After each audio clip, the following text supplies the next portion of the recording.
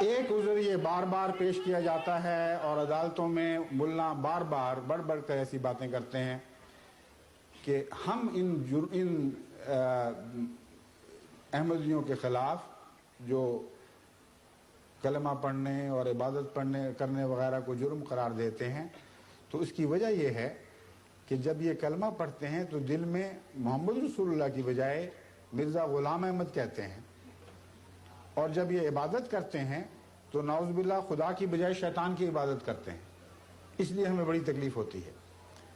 سوال یہ ہے کہ اگر یہ بھی پینل کوڈ کا ایک حصہ ہے تو یہ پینل کوڈ قرآن میں کیوں درج نہیں کہ اگر کوئی شخص کہے لا الہ الا اللہ محمد رسول اللہ تو کسی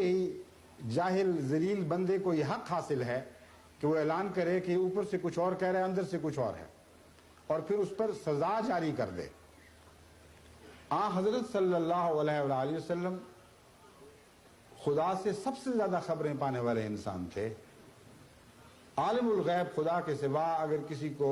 غیب پر مطلع فرمایا گیا تو انبیاء کو فرمایا گیا، ان سب سے بڑھ کر حضرت محمد رسول اللہ کو غیب پر مطلع فرمایا گیا.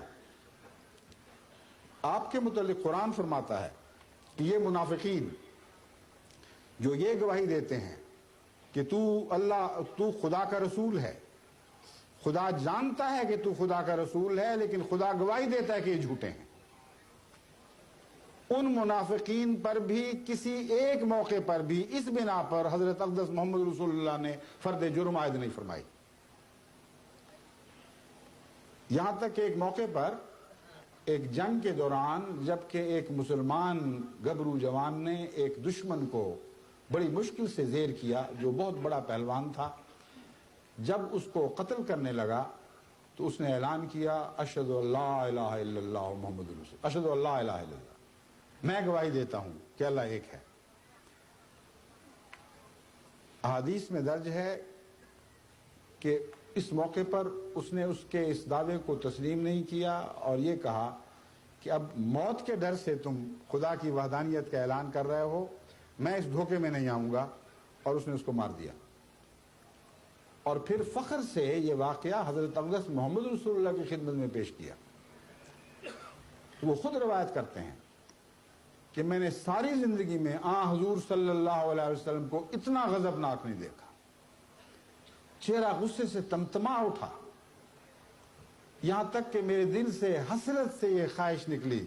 کاش میں آج سے پہلے مسلمان ہی نہ ہوا ہوتا کہ اس قدر حضور کی ناراضگی دیکھنے کا موقع ملتا، کہ بدنصیبی حاصل ہوتی. وہ بیان کرتے ہیں کہ جب میں نے بیان کیا تو رسول اللہ صلی اللہ علیہ وسلم نے بار بار یہ فرمانا شروع کیا حلا شققت قلبہ، حلا شققت قلبہ، اے بدنصیب کیوں تو نے اس کا دل پھاڑ کر نہیں دیکھ لیا کہ دل میں وہ کیا کہہ رہا تھا، کیا سمجھ رہا تھا. پھر فرمایا کہ قیامت کے دن جب اس شخص کا لا الہ الا اللہ تمہارے خلاف گواہ بن کے پیش ہوگا تو تم کیا جواب دو گے خدا کو. یہ ہے ہمارے آقا و مولا حضرت محمد مصطفیٰ صلی اللہ علیہ وسلم، اور یہ ہے آپ کا پینل کوڈ. یہ حکومت پاکستان کا پینل کوڈ کہاں سے آیا ہے آپ جستجو کر کے دیکھیں. تاریخ در تاریخ ایک نبی کے حالات سے دوسرے نبی کے حالات میں منتقل ہوتے ہوئے آدم تک جا پہنچے ہیں. یہ پینل کوڈ ہمیشہ انبیاء کے دشمنوں کا پینل کوڈ رہا ہے، اور کبھی بھی دنیا کے کسی رسول نے اسے اپنے پینل کوڈ کے طور پر اختیار نہیں کیا.